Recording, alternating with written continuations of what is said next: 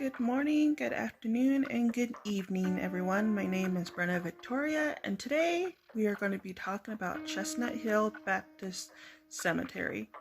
Now, if you don't know where this is at, it's in Exeter, Rhode Island. Now, this cemetery is famous for a girl, a 19-year-old woman who was buried there. The cemetery is basically famous because of how they buried this 19-year-old girl. She had died of consumption because this takes place in the winter of 1892 when all sorts of fears were prevalent, like vampirism, I should say, being a werewolf, stuff like that. But nothing was more prevalent than the fear of vampires. Now, when this girl had died of consumption, panic ended up gripping her town. The girl, whose name was Mercy Brown, before she was buried, her corpse was basically desecrated. They took out her heart, and then, of course, took out other sorts of body parts to make sure she doesn't come back alive. And what's even weirder is that even though they took out her heart, they still staked her just to be safe. Now, this poor girl, her family had always been the point of blame of the town's dark history. They were, outcasts basically. If someone got sick with cancer, the family was blamed. If someone was out, for a walk and they ended up tripping, they were blamed because the person had like a broken foot that had to be cut off, or anything like that. And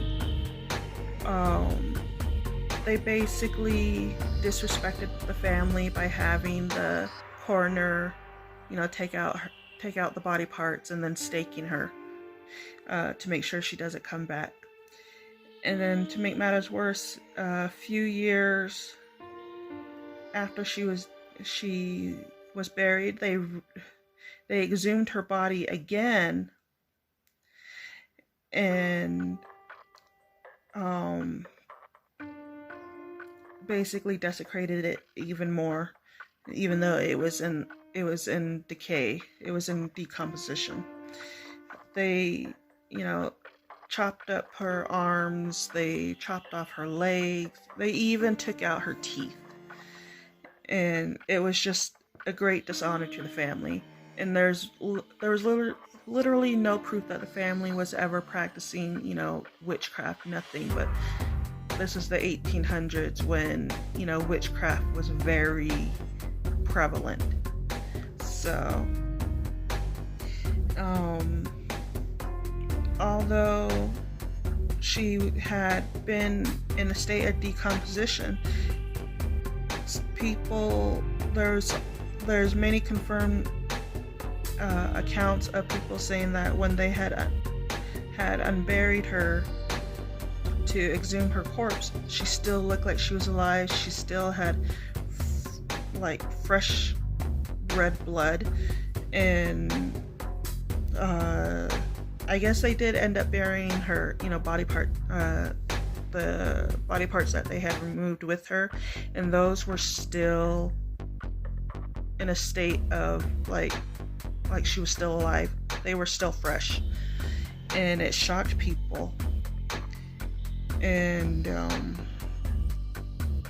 they said that due to how fresh the body still looked, even though they had desecrated it, they contributed the fresh look to the ground being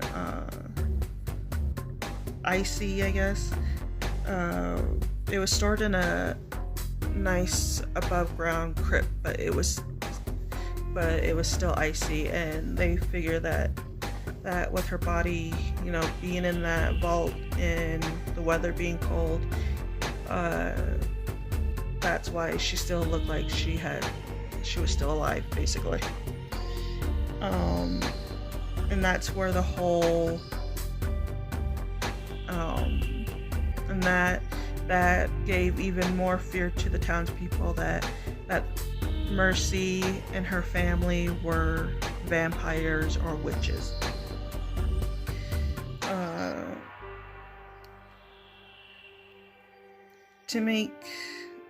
To end the video, they took out her heart before they reburied her, and they ended up burning the heart and giving it as a tea to her brother Edwin. But not long after her brother Edwin did die, but there were no more deaths in Exeter at all. She remains in the ground, thank God. Her tombstone is still standing in Chestnut Hill, admitting that what some believe is a very kind of different otherworldly power in the form of odd noises and globe-shaped lights. There's also pictures to support the globe-shaped lights.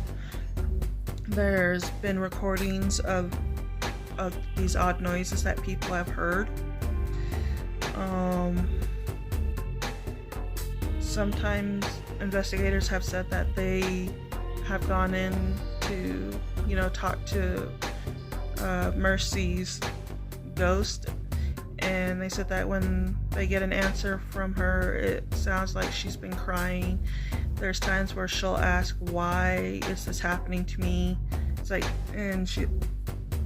she understands she's dead, but she just doesn't understand why to this day she's still being considered, a vampire, a witch, a werewolf, stuff like that. And even in death, they said that her family does come through their sessions asking why they were subjected to such cruelty. But people are still known to desecrate her tombstone. It's gotten to the point where security has to, monitor her tombstone 24/7. So far, there's been no other reports of her tombstone ever being destroyed again, but who knows, that could happen. And that's it for today. If you enjoyed this video, don't forget to like, share, and subscribe to my channel. You can also follow me at Brenna Victoria 2020. Until next time, have a good day.